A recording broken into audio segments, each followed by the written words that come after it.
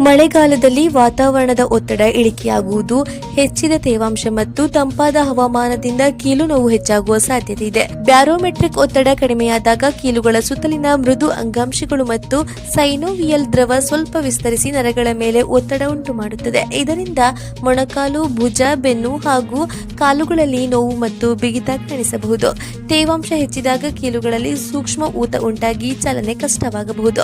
ಮಳೆಗಾಲದಲ್ಲಿ ದೈಹಿಕ ಚಟುವಟಿಕೆ ಕಡಿಮೆಯಾಗುವುದು ಸಮಸ್ಯೆಯನ್ನ ಮತ್ತಷ್ಟು ಉಲ್ಬಣಗೊಳಿಸುತ್ತದೆ. ಈಗಾಗಲೇ ಸಂಧಿವಾತ, ಮೂಳೆ ಸವೆತ ಅಥವಾ ಹಳೆಯ ಗಾಯಗಳಿರುವವರಿಗೆ ಈ ಲಕ್ಷಣಗಳು ಹೆಚ್ಚು ತೀವ್ರವಾಗಿ ಕಾಣಿಸುತ್ತವೆ. ವಿಶೇಷವಾಗಿ 40 ವರ್ಷ ಮೇಲ್ಪಟ್ಟ ಮಹಿಳೆಯರು ಮತ್ತು 60 ವರ್ಷ ಮೇಲ್ಪಟ್ಟ ಪುರುಷರಲ್ಲಿ ಅಸ್ಥಿ ಸಂಧಿವಾತ ಸಾಮಾನ್ಯವಾಗಿದೆ. ನಿಯಮಿತ ವ್ಯಾಯಾಮ, ದೇಹವನ್ನ ಬೆಚ್ಚಗಿಡುವುದು ಮತ್ತು ವೈದ್ಯರ ಸಲಹೆಯಂತೆ ಚಿಕಿತ್ಸೆ ಪಡೆಯುವುದು ಕೀಲು ನೋವನ್ನು ನಿಯಂತ್ರಿಸಲು ಸಹಕಾರಿ.